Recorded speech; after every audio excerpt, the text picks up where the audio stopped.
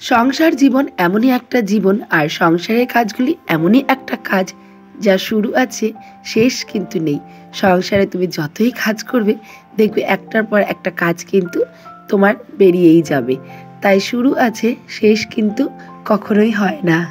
সুখ আর দুঃখ এই দুই নিয়েই কিন্তু আমাদের জীবন। আজকে সংসারে থাকতে গেলে সুখ এবং দুঃখ উভয়ই কিন্তু আমাদের সহ্য করে সংসার করতে হবে।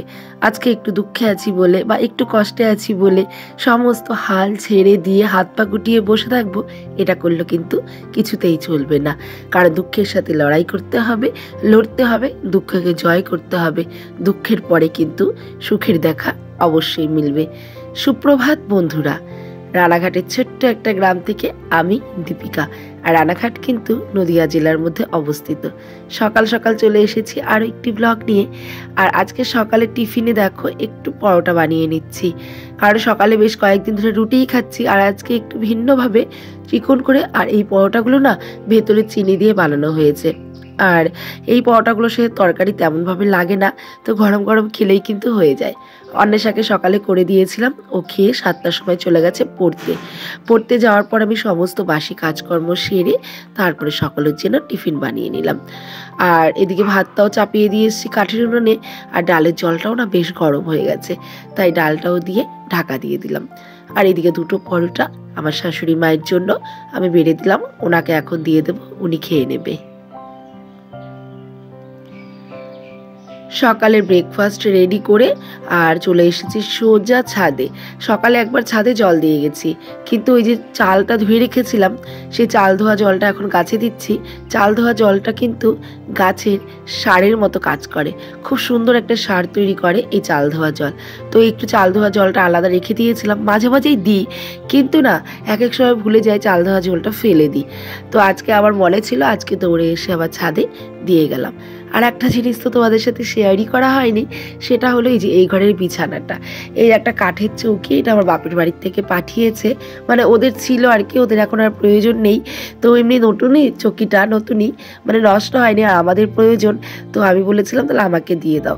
তো এই ঘরে একটা কোণে চৌকিটা পেতে নিয়েছি। আর রাত্রেবেলা কিন্তু এখন থেকে আমরা এখানেই ঘুমাই। আর ওই যে ডালটা বসিয়ে দিয়ে গেছিলাম সকালবেলা, তো সকালবেলা বলতে ডাল আর কি রান্না করার জন্য বসিয়েছিলাম, লাউ দিয়ে সেই ডালটা রান্না করেছি। আসলে দৈনন্দিন জীবনে আমাদের মতো পরিবারে আমরা একটু যদি গুছিয়ে কাজগুলো না করি সংসারে, তাহলে কিন্তু হবে না।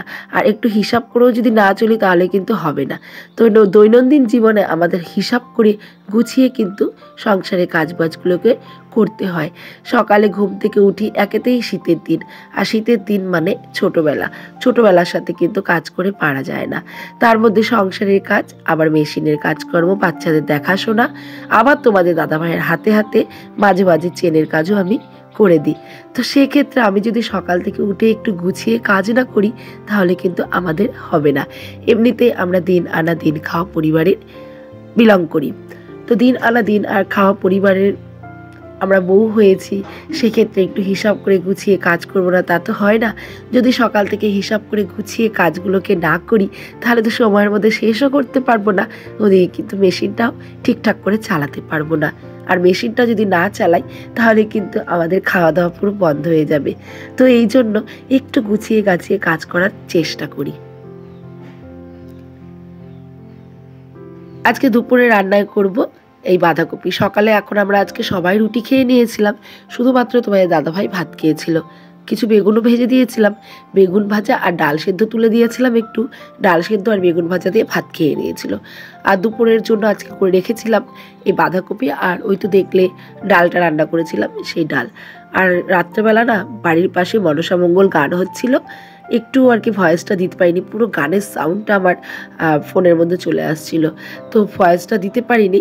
এখন ভোরবেলা দেখো ভয়েস দিচ্ছি। আর না প্রচণ্ড ঠান্ডা লেগেছে, আর গলাটাও না ব্যথা ব্যথা করছে, তাই একটু বানিয়ে গুছিয়ে নিও। এদিকে বাঁধাকপিটা বসিয়ে দিয়েছি, বাঁধাকপিটা বসিয়ে দিয়ে পাশাপাশি যে বাসনপত্রগুলো ছিল সেগুলো মেজে নিয়েছি। আর বিছানাটা বাকি ছিল তোলা, মানে দুটো ওপরের ঘরের বিছানা তুলেছি, ওই ঘরের বিছানাটাও তুলেছি, অন্বেষার ঘরের বিছানাটা তোলা বাকি ছিল, ওই বিছানাটা দেখো এখন তুলে দিলাম।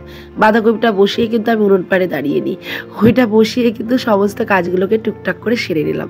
বললাম না যে একটুখানি গুছিয়ে কাজ না করলে আমাদের চলবে না, তাই দৈনন্দিন জীবনে দিন আনা দিন খাওয়া পরিবারের মানুষগুলোকে এভাবেই কিন্তু গুছিয়ে গুছিয়ে একের পর এক কাজগুলো করতে হয়।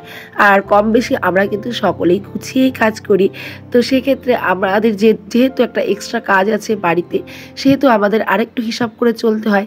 মানে এখানে ওখানে দাঁড়িয়ে গল্প করা বা এর ওর সাথে সময় কাটানো, এগুলো কিন্তু আমাদের মতো ঘরে হয় না।